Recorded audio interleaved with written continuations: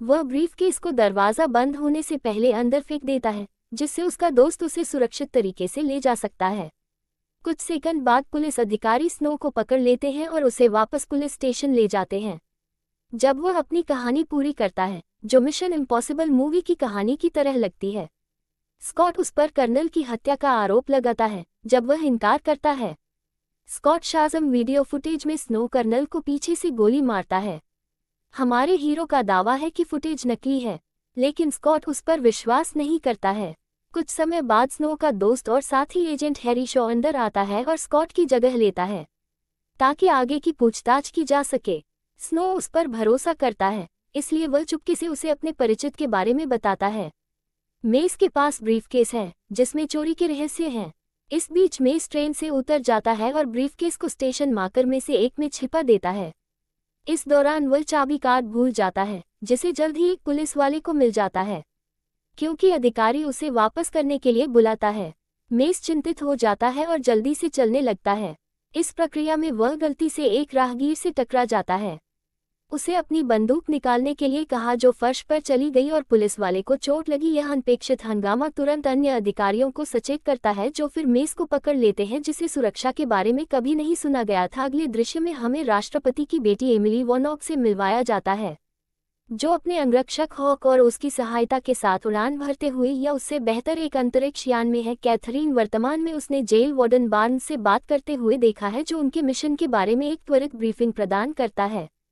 पता चलता है कि समूह एक अधिकतम सुरक्षा अंतरिक्ष कारावास को इकट्ठा करने के लिए अपने रास्ते पर है, जिसमें 500 कैदी हैं। बार्न्स बताते हैं कि एमिस-1 एकमात्र जेल है जो बिना दुर्व्यवहार या दंगों के अस्तित्व में है, क्योंकि वे कैदियों को डालते हैं सोने के लिए। हालांकि यह वही है जो एमिली को चिंतित करता है, क्योंकि कई रिपोर्टें बताती हैं कि कैदियों को रखने और स्थिति के कारण उन्हें आने पर मानसिक अस्थिरता विकसित हो सकती है। वे इस दौरान हाइबरनेशन चैम्बर में लिफ्ट लेने से पहले मानक प्रक्रिया से गुजरते हैं। एमिली बार्न्स से पूछती है कि क्या इस जेल का वास्तविक उद्देश्य मनुष्यों पर गहरे अंतरिक्ष अन्वेषण के प्रभावों का परीक्षण करना है। हालांकि सीढ़ी का जवाब कि वह सिर्फ एक कर्मचारी है और उसे इसके बारे में कुछ भी नहीं पता है। फिर वे एक बड़े कक्ष में आते हैं जहां कैदी अपने संबंधित हाइबरनेशन कैप्सूल में सो रहे हैं और ऐसा लगता है कि उन्होंने एक साक्षात्कार कक्ष तैयार किया है, लेकिन वे इस चेतावनी के बावजूद अंदर कोई हथियार नहीं ले जा सकते हैं। हॉक एक छोटी सी आग छुपाता है। अपनी बांह को अपनी पैंट के नीचे रखें। अगर चीजें गलत हो जाती हैं तो क्या यह एक अवैध आग्नेयास्त्र है और आपकी जेब, या आप यहां आकर खुश हैं? थोड़ी देर बाद एमिली को एक विक्षिप्त कैदी का साक्षात्कार करने की अनुमति दी जाती है। कांच के कमरे के दूसरी तरफ छिपकर बैठ जाती है। वह उससे उसकी मानसिक स्थिरता का विश्लेषण करने के लिए कुछ सवाल पूछने की कोशिश करती है, लेकिन बाद वाला इसे गंभीरता से नहीं लेता है और मोइस हॉक, जो फिर उसके सिर को मेज पर धकेलता है और उसे सवाल का ठीक से जवाब देने का आदेश देता है। हाइडेल इस मौके का उपयोग अंगरक्षक की पैंट से आग्नेयास्त्र चुराने के लिए करता है और यादृच्छिक दिशाओं में फायर करता है, जिससे एक विस्फोट होता है जो कमरे में सभी गार्ड को नीचे गिरा देता है। इसके बाद डेल अपनी जंजीरों को गोली मारता है और खुद को कैद से मुक्त कर लेता है।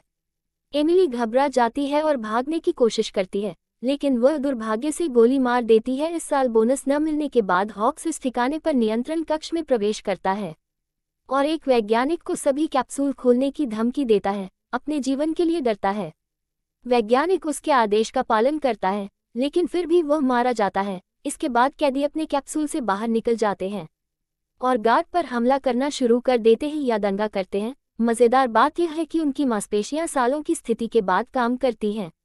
कैदियों में से एक उच्च श्रेणी का है, बड़ा भाई एलेक्स, जो कैदियों के समूह का नेतृत्व करता है। अंततः वे सुविधा में फैलना शुरू कर देते हैं और सभी को बंधक बना लेते हैं। साक्षात्कार कक्ष में वापस आते हैं। हॉक को होश आता है और तुरंत स्काई को चेतावनी संकेत भेजता है।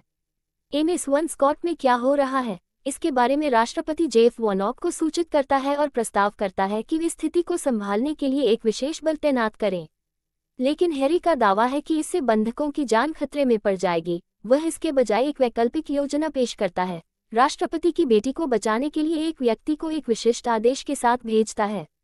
चुना गया व्यक्ति कोई और नहीं है, या बर्फ से हमारा नायक शुरू में जाने से मना कर देता है क्योंकि मिशन बहुत खतरनाक है। जब उसे पता चलता है कि मेस भी एमिस में है तो उसका मन बदल जाता है। लड़कों के लिए ऐसा करने वालों में से एक वह कहता है कि अगले दृश्य में हैरी और स्कॉट एक अंतरिक्ष यान में सवार होते हैं।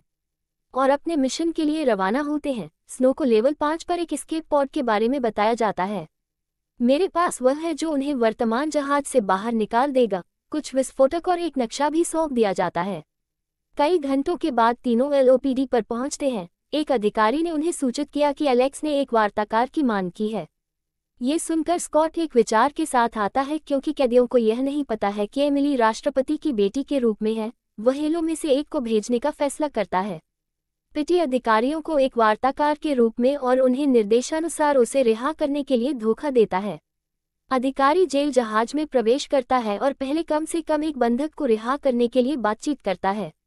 जब बुरे लोग सहमत होते हैं तो अधिकारी कहता है कि बंधक एक घायल महिला होनी चाहिए। एलेक्स को एमिली को चुनने के लिए प्रेरित करता है। हालांकि हाईडेल उसे जाने से मना कर देता है, शायद इसलिए क्योंकि वह उसे इसकी जरूरत है। उससे कुछ और चाहिए। उस आदमी ने कैथरीन को गोली मार दी और अधिकारी से कहा कि वह उसे ले जाए। हालांकि गोली सीधे उसके सीने में लगी थी, जिससे वह तुरंत मर गई। इस बर्फ के बीच में एलओपीडी से निकलकर कैदी जहाज पर उतरता है, लेकिन एक कैदी उसे देख लेता है। फिर वह जानकारी देता है। एलेक्स ने दावा किया कि यह सब एक साजिश है। इस विश्वासघात से क्रोधित होकर एलेक्स वार्ताकार को मार देता है और अपने आदमियों को आक्रमणकारी को मारने का आदेश देता है।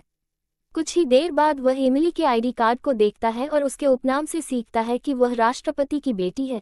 इस बीच एमिली और हॉकर को वापस बंधक कक्ष में ले जाया जा रहा है, यह महसूस करते हुए कि यह नहीं है। भागने का अवसर एमिली एक अग्निशामक यंत्र पकड़ती है और इसे कैदी पर छिड़कती है, जबकि हॉक मुझे घूंसा मारता है। उसी समय लिफ्ट खुलती है और स्नो को आक्रमणकारी के रूप में पहचानते हुए कैदी उस पर हमला करना शुरू कर देता है, जबकि एमिली और उसका अंगरक्षक भाग जाते हैं। कुछ देर संघर्ष करने के बावजूद स्नो विस्फोटक से आगंतुकों के सिर को उड़ाने में कामयाब हो जाता है। इस बीच एमिली और हॉक एक सुरक्षित कमरे में छिप जाते हैं और बचाव दल के आने का इंतजार करते हैं।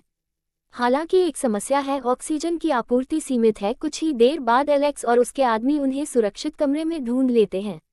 अपराध बॉस अपने एक आदमी से दरवाजा खोलने के लिए एक इंजीनियर लाने के लिए कहता है और बुजुर्ग इंजीनियर उनके पास आता है, लेकिन वह कहता है इतना डर जाता है कि वह दरवाजा खोलने में विफल हो जाता है, जिसके परिणामस्वरूप एलेक्स किसी और इंजीनियर को बुलाने से पहले उसे बेरहमी से गोली मार देता है। हैरी एक गुप्त मार्ग से एमिली के कमरे की ओर स्नो को ले जाता है। रास्ते में उसे एक टॉर्शन सिस्टम मिलता है जो गुरुत्वाकर्षण बनाता है, लेकिन इससे पहले कि वह उसमें कूद पाता, कैदियों में से एक उसे देख लेता है और हमला कर देता है। फिर दोनों हवा में तैरते हुए लड़ते हैं। हाईडेल जो नियंत्रण कक्ष में है, ये देखता है और कंप्यूटर सिस्टम को गोली मारता है, टॉर्शन सिस्टम को बंद कर देता है। यह अभी भी गुरुत्वाकर्षण के साथ गोलियों से सब कुछ करता है। कैदी नीचे गिर जाता है। अब वह रस्सी पर लटकने में कामयाब हो जाता है। जब हैरी को इस बारे में पता चलता है तो वह फिर से सक्रिय हो जाता है। टॉर्शन सिस्टम स्नो को वापस ऊपर चढ़ने की अनुमति देता है।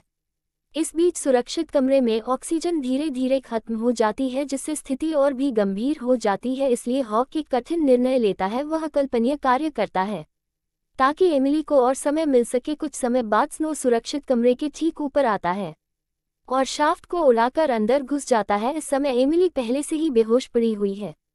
जैसे ही उसे यह जानकारी कानून को पता चलती है, एक डॉक्टर उसे पुनर्जीवित करने की प्रक्रिया के माध्यम से मार्गदर्शन करता है। शुक्र है कि